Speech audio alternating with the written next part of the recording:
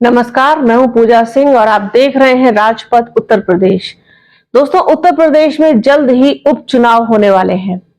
उपचुनाव में सभी पार्टियों ने अपनी अपनी तैयारियां शुरू कर दी हैं और पूरी तरीके से कमर कस ली है उत्तर प्रदेश के उपचुनाव के सियासी मैदान में, सियासी जंग में उतरने के लिए। बहुत सारी सीटें हैं जिनका हम पहले भी विश्लेषण कर चुके हैं। आज बात करेंगे पश्चिमी उत्तर प्रदेश की सीट मीरापुर के बारे में कि क्या है मीरापुर का समीकरण, क्या कहता है वहां का गणित और किसको लगेगा जोर का झटका।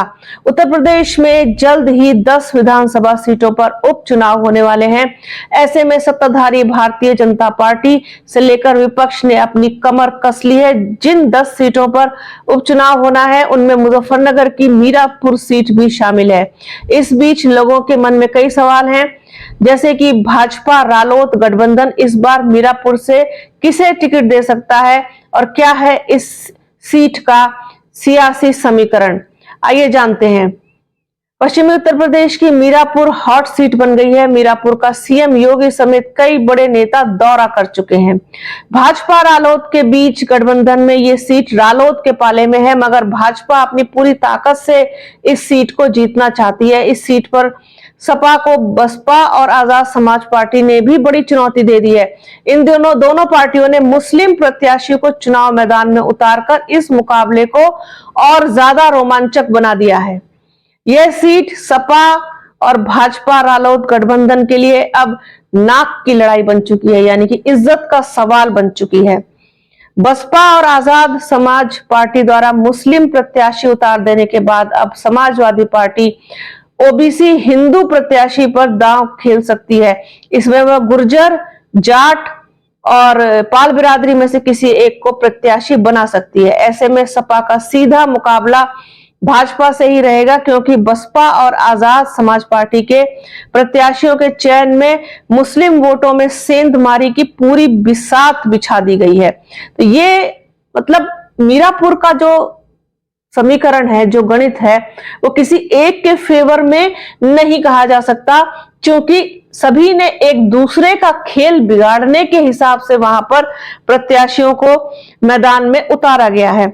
मीरापुर सीट अब तक अधिकांश स्थानीय नेतृत्व न होने का खामियाजा झेलती रही है।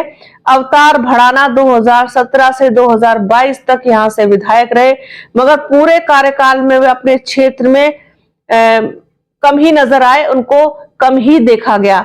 उनको मीरापुर के लोग हेलीकॉप्टर वाला प्रत्याशी कहते नजर आए। इससे पहले विधायक रहे जमील अहमद स्थानीय तो थे, लेकिन राजनीतिक क्षमता का अभाव होने के कारण क्षेत्र को इनका खासा लाभ नहीं मिल पाया था। ऐसे में स्थानीय जनमानस अपने बीच से एक मजबूत जनप्रतिनिधि चाहता है, जो उनके सुख दुख में खड़ा रहे और क्षेत्र के विकास में अहम भूमिका निभा सके।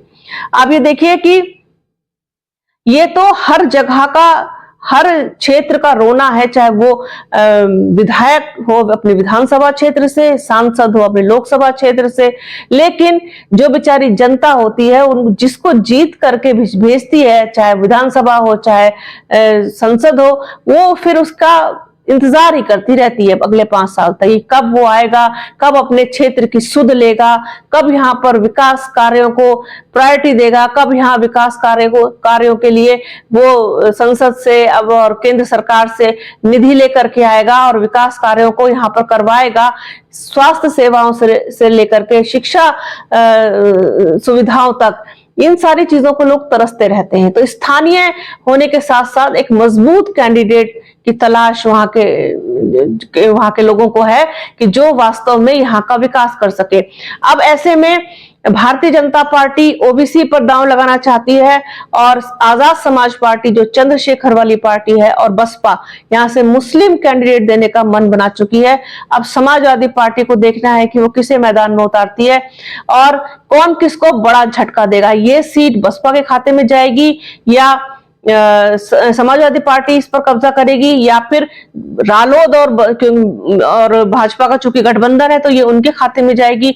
ये सब कुछ तो खैर डिपेंड करेगा आगे चल करके प्रत्याशियों के हिसाब से। लेकिन फिलहाल मीरापुर का जो समीकरण है बड़ा ही बेढब और बहुत ही अजीब तरीके का समीकरण है। वहां पर किसी को किसी की तरीके से आप ये नहीं कह सकते हैं कि यहाँ पर इसका पलड़ा भारी है और ये यहाँ पर इस सीट को निकाल के ले जाएगा, क्योंकि फिलहाल में अगर किसी को एज यहाँ पर देखी जा रही है तो वो समाजवादी पार्टी है, क्योंकि समाजवादी पार्टी लोकसभा चुनाव में बहुत अच्छा प्रदर्शन कर चुकी है और उसका जो हैंड है वो अपर देखा जा रहा है। अब भारतीय जनता पार्टी और रालोद को भी यहाँ पर कमजोर नहीं आंका जा सकता, क्योंकि रालोद के पास ही ये सीट थी। वहां से चंदन चौहान अब चूंकि बिजनौर से सांसद हो गए हैं तो ये सीट खाली हो गई। रालोद का भी दबदबा है वहां पर, अब रालोद के साथ भाजपा है तो ये एक प्लस पॉइंट है। साथ ही साथ मुस्लिम कैंडिडेट होने के कारण बसपा भी यहाँ पर अच्छा खासा दखल रखती है और दखल कर सकती है। तो ये सारी चीजें मीरापुर के बारे में है। क्या कुछ होगा, क्या कुछ प्रत्याशी फाइनल होंगे हर पार्टी के, वो भी आपके साथ शेयर करेंगे, आपको बताएंगे। तब तक बने रहिए हमारे चैनल के साथ। हमारे चैनल को लाइक कीजिए, शेयर कीजिए, सब्सक्राइब कीजिए, बेल आइकन जरूर दबाइएगा। अपना और अपनों का बहुत ख्याल रखिए। जल्द मिलूंगी आपसे एक नए वीडियो में, नए मुद्दे के साथ, एक नई चर्चा में। तब तक के लिए जय हिंद। और हाँ, वीडियो को प्लीज पूरा अंत तक जरूर देखिएगा और ज्यादा से ज्यादा शेयर कीजिएगा। Thank you.